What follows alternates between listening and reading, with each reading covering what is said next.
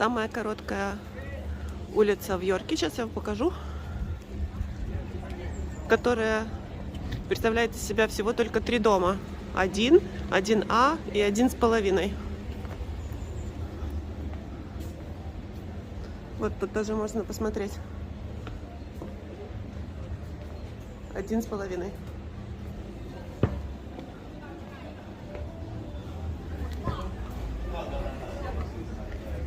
И сейчас мы выйдем на улицу Шамблс, улицу мясников. Да.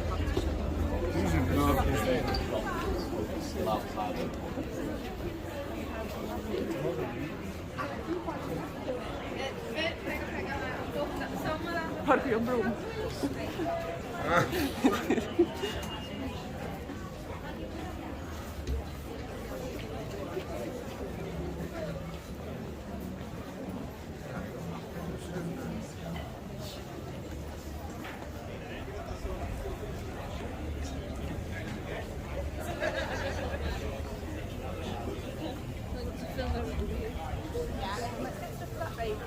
Find the Sainsbury's, get Christmas.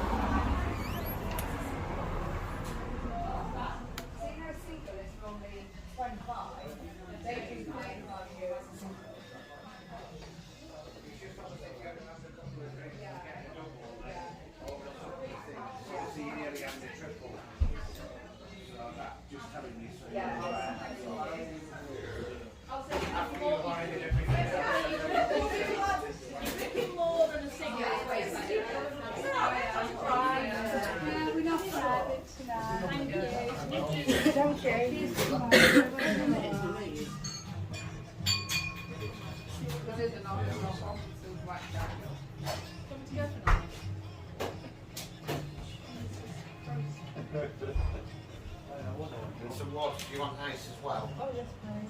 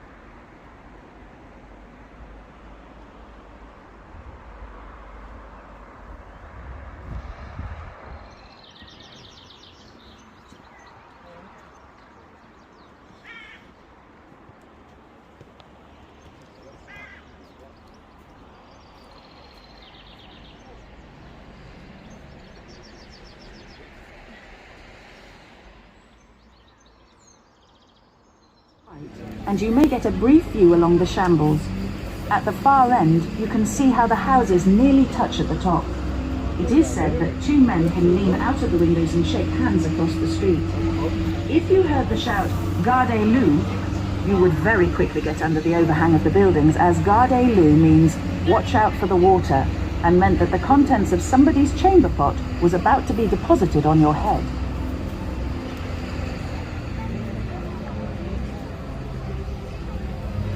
We move into Coppergate. It doesn't get its name from the metal copper as you might think, but from kupra, the Norse word for cup maker. It was when the new Coppergate shopping precinct was being built in the late 1970s and early 1980s that over 40,000 finds from a Viking settlement were unearthed, beautifully preserved by the silt and mud around here. What was found here was so important that it even changed the way we teach about Vikings in the national school curriculum.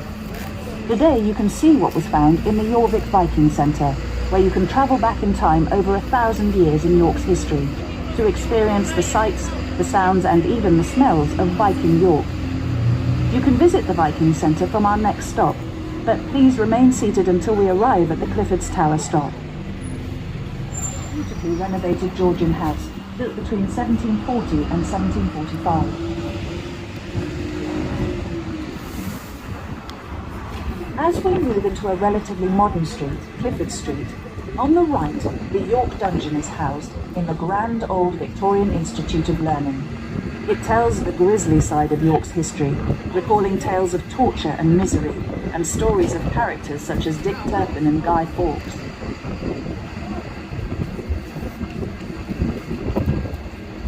We are now moving into Tower Street and the site of the castle. This is your stop for the Castle Museum, Clifford's Tower, York Boat River Cruises, the York Viking Centre, York Dungeon, Fairfax House and St George's Field Coach and Car Park. It was built in 1245, but it is not the first castle to stand here. Originally there were two castles, one either side of the river. They were built by William the Conqueror's men in 1068 and made of wood. William didn't have it all his own way in the north, and a year later the locals burnt down the castle in a rebellion. William was furious and sent his troops to quell the rebellion. He did this in a brutal fashion, an event which is now referred to as the Harrying of the North, where he burnt everything between York and the Newcastle area. Buildings, animals and crops were all destroyed, but he didn't stop there. It is believed he got his troops to salt the soil so nothing could grow. Many thousands died due to his actions. The rebellion was over. The second wooden castle was to be the place of one of the most shameful episodes in York's history. It has become known as the Massacre of the Jews.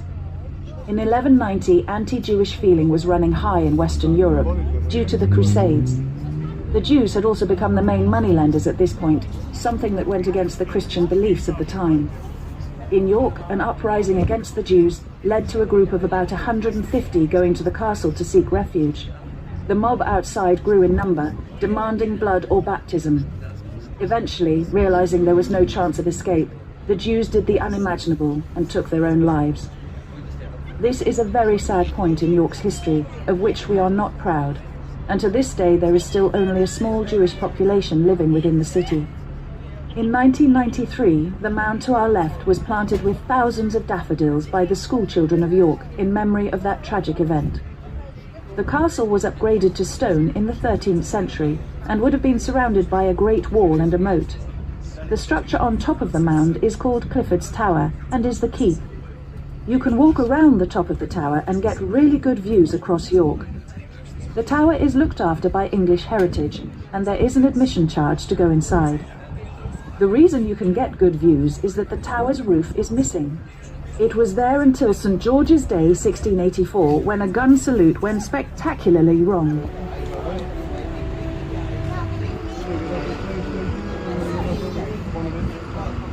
We are now moving into Queen Street. Ahead of us is York's modern railway station, opened in 1877, when it claimed to be the largest railway station in the world. It is no longer the largest, but is still an amazing piece of architecture, having been built on a long curve.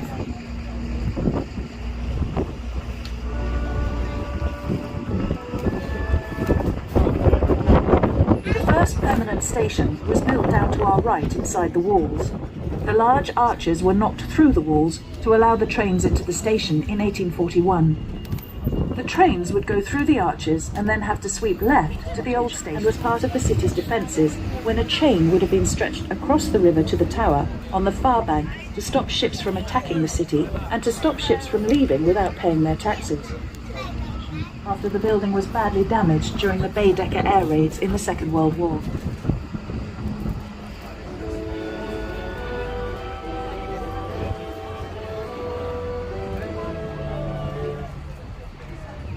Our next stop is for the museum gardens, the Yorkshire Museum, Betty's Tea Rooms and York Boat River Cruises. That is said to be Colchester, and it certainly isn't the largest city, but we can show you over 2,000 years of England's history, from the Romans right to the present day. So relax, and let us take you on a journey through this city's past. Welcome to York.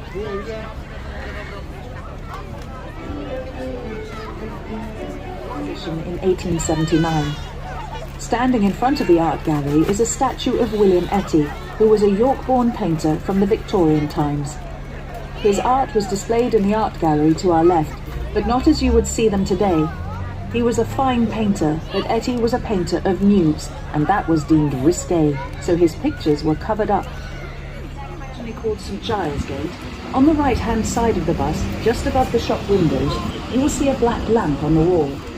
Look behind the lamp and you can see a small white cat.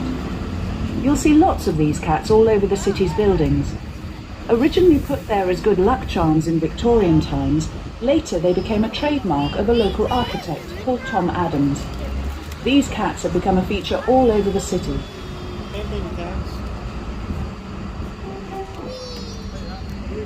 On the right, you can see some of the buildings have bricked up windows on the first floor. This comes from the Georgian window tax. In 1696, a law was passed on which owners were taxed on the amount of windows their property had. To avoid paying this tax, windows were bricked up. These days, when something is expensive, you'll hear people say, "That's daylight robbery." It is possible this saying comes from the old tax. You either paid up or lost your daylight, hence daylight robbery.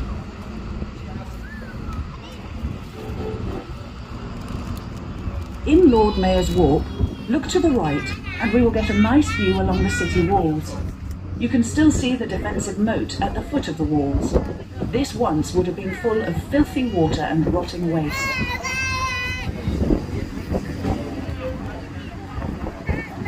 Behind the wall, to the right, you can see York Minster, or to give it its proper title, the Cathedral and Metropolitical Church of St Peter in York. It is both a minster and a cathedral. The name Minster derives from the Latin monasterium. From here, the local monks would go out to teach or minister. It is also a cathedral because it contains the throne of a bishop. This is taken from the Latin cathedra and means seat. In York's case, the seat of an archbishop. It probably gets its name from the Latin word fossa, which means ditch or stream. There is no longer any commercial river traffic on the Foss, which was made into a canal in 1792. Today, both the Ouse and the Foss are mainly used by pleasure boats and wildlife.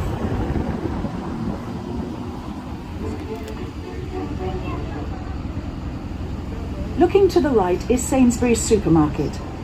In the 1980s, when this was being built, workmen unearthed hundreds of skeletons here.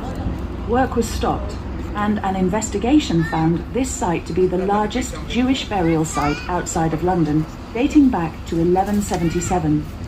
The chief rabbi was called in, the land was consecrated and declared sacred, and the bodies were left in peace. This area is known as Jewbury, which means Jewish borough or town.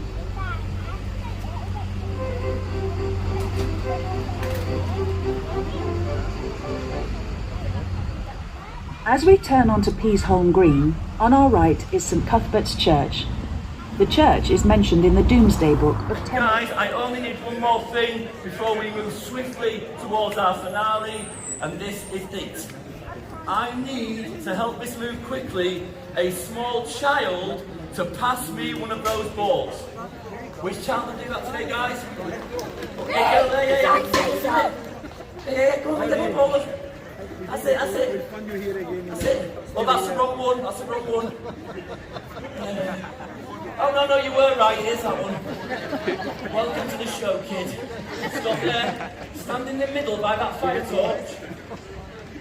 Yeah, look where I'm pointing. Fire torch. Look on the floor.